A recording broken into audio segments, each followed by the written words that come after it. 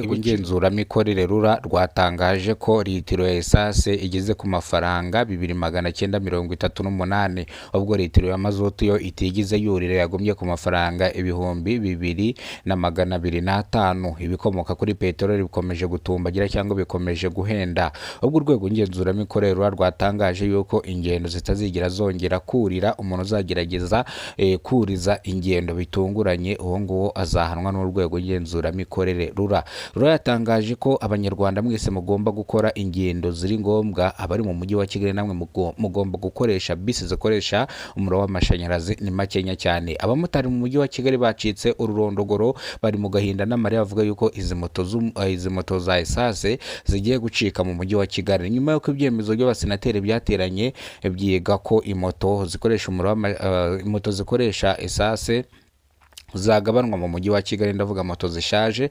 zava mu mujyi wa Kigali zikagenda burundu, cyangwa bakazifata bakazishyira mu bizibiti, cyangwa izi moto ziteza imyotsi zikangiza ikirere ko zava mu mujyi wa Kigali. Izi moto zitangiye kwikura mu mujyi wa Kigali umunsi ku munsi bitewe n'uko ibikomoka kuri peteroli byahenze.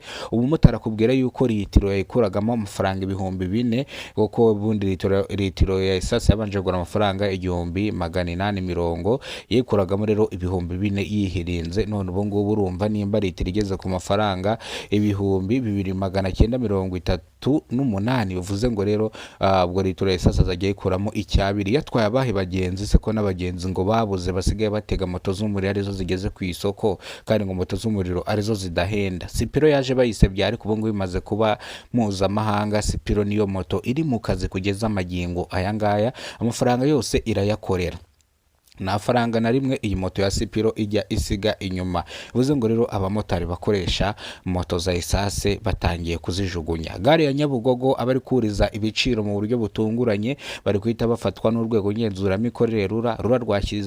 Rura yashyizeho abantu bazajya bagenzura aburiza ibiciro, ubundi bafatwe babaze impamvu bari kuzamura ibiciro, ninde wabahaye uburenganzira bwo kuzamura ibiciro. Kugeza amagingo aya ngaya rero dutegereje irindi tangazo rizaza rya Rura rivuga yuko ibiciro bigomba guhindagurika, ariko kugeza amagingo aya ngaya Rura yatangaje ko ibiciro bitari zongera kuzamuka ukundi by'ibiribwa cyangwa ngo ingendo.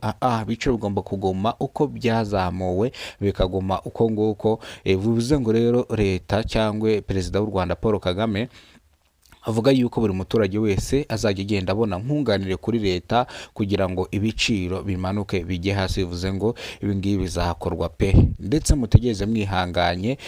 Bijyanye n'ibikomoka kuri peteroli, urwego ngenzuramikorere n'abandi bayobozi batandukanye bari kubikora kugira ngo nibura bahagarike amarira y'abaturage bari kura bavuga yuko ibiciro biri kwiyongera ku isoko. Kandi ikindi, urwego ngenzuramikorere rwatangaje ko umuntu wese uzagerageza guhenda abaturage ndetse azahanwa.